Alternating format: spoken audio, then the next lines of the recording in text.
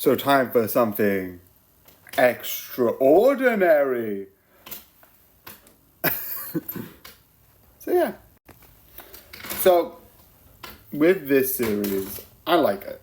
I absolutely like it. So I kind of missed that was the season 2 until I was like, I'm gonna look up what's on Disney.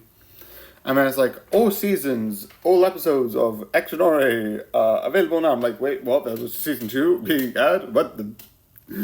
But yeah, this is really good and really funny.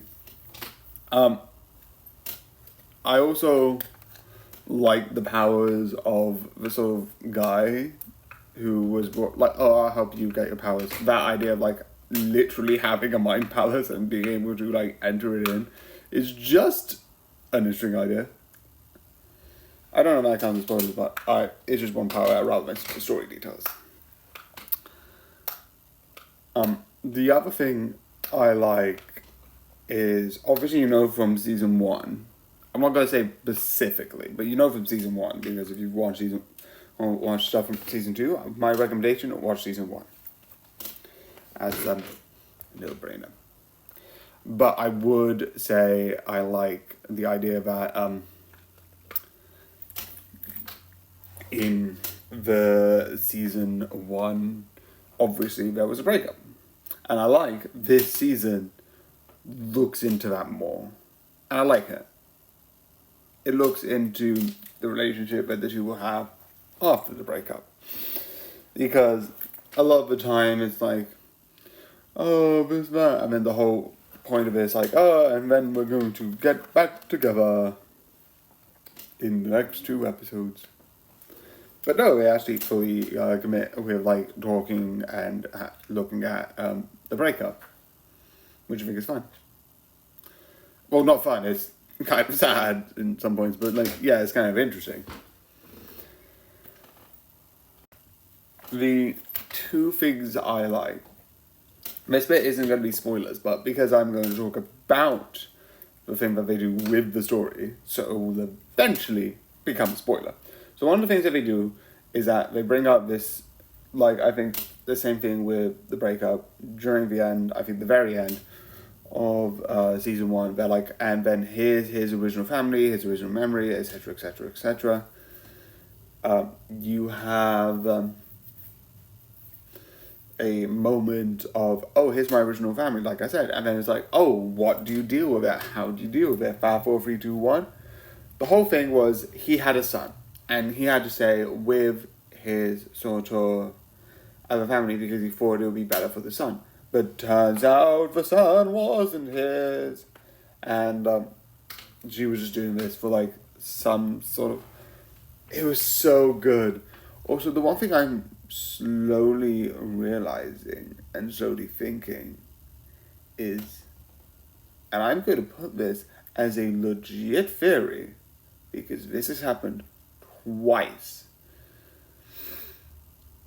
Is it that she does have powers, but her powers are to essentially turn off other people's powers? Because you saw in season 1, the guy who could fly can no longer fly at the end of the series, which is interesting. That was like, oh, maybe that's a fluke. Maybe he's just feeling down. Maybe it's like, there's like a thing with like, I don't know if they will do this, but I hope not at this point. Maybe there's a thing where like, if you feel down, if you feel like the opposite of your powers don't work with it. I'm like, yeah, sure. If you're feeling fly, you're feeling free, you can do anything. But after that situation, he feels like he can't do anything, maybe, and I don't know, maybe it's stupid, I don't know. But then you have this. Then you have this being like, she had a thing about like being able to spread, like sort of like telepathically communicate with other people, which she did by basically doing the most savage way of talking behind people, about like being like, yes, yes, in a mind, I hate you, you fucking bitch. And at the end, it didn't work. Maybe because she turned off her powers. Not for everyone, because it's not like, I don't think the Doctor, who also had a problem, we don't ever see if he was turned off power. Maybe if it's like, she sort of like goes to certain people, and like if she has a problem with them, she can sort of turn them off.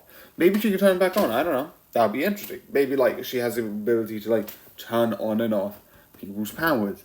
And that will be an interesting, like, season 3, she looks into that idea and then does it. The other one is, at a certain point during the song, there's a whole point of being perfect in this, and then they just go and have fun with it. And one of the things I do like is that you have, obviously, the 4 main characters, these 2, and as you've seen in this frame, these 2. This person has usually been a bit timid, and usually most of the season, including the one where she was possessed, which was absolutely insane. She needs to learn to, like, be a bit more confident. And I love at the end, she becomes fully confident, and the full talk that these 2 have about, like, because he turns into a cat and then impregnated another cat, which is really interesting and as an idea.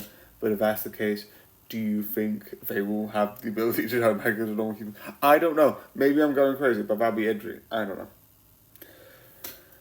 But at the end, that confidence is really interesting. Again, a lot of the stuff that I like is the spoiler stuff, because they build it up really well. They build up the sort of arc about the inside, the arc about, like, her confidence is brought up and concluded, the sort of thing about the antagonist or his old family being brought up and closed down, including apparently his best friend and his wife cheating on him, which is interesting. I love that he, like, because he doesn't know what his previous life is, like, okay, now I don't need to stay here anymore, I'm just gonna leave. It's interesting. And I also like the other thing that was brought up was trying to see what is holding her back. And one of the things I do like is the fact that one of them is her consciously seeing her dad, which isn't a bad thing, don't seeing that, but her dad is dead. And one of the things you need to do with life is sometimes you're gonna have to, like, move on. And if someone dies, it's tragic, but at the end of the day, sometimes the healthiest thing is to move on. Because this person here, like I mentioned before, one of her powers is to, like, sort of have the dead possess her. Like I said, she got possessed by another spirit in one of the episodes, which I think is, like, really fun. But she always bring forward her dead dad. And I like the idea of, because this is not, like, a good way to deal with it, like, talk with the dad to, like, because at a certain point you need to understand that obviously ghosts exist, so I think at a certain point the afterlife exists, so at a certain point you need to sort of, like, understand that they are no longer with the living and no longer around us. But the one important thing that I'm interested with season 3, it was brought up earlier where she was sort of, like, throwing stuff away in one of the episodes. I don't know exactly what episode, but there's a place where it's like you can just throw it away and it will never come back. I think it was the episode where you were trying to get minimalized and get rid of her stuff, but she fell in one of the portals. What's gonna happen? Please, what's gonna happen? Please, I would want a season 3, because, like,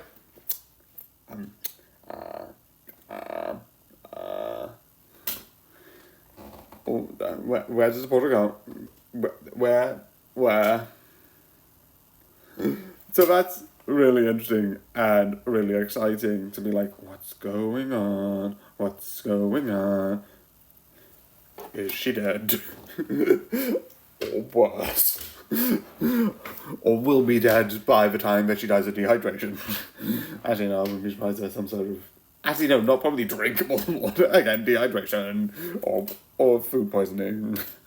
But yeah, this is just, again, a really interesting series. You can tell by me making nearly this whole video on spoilers. But yeah.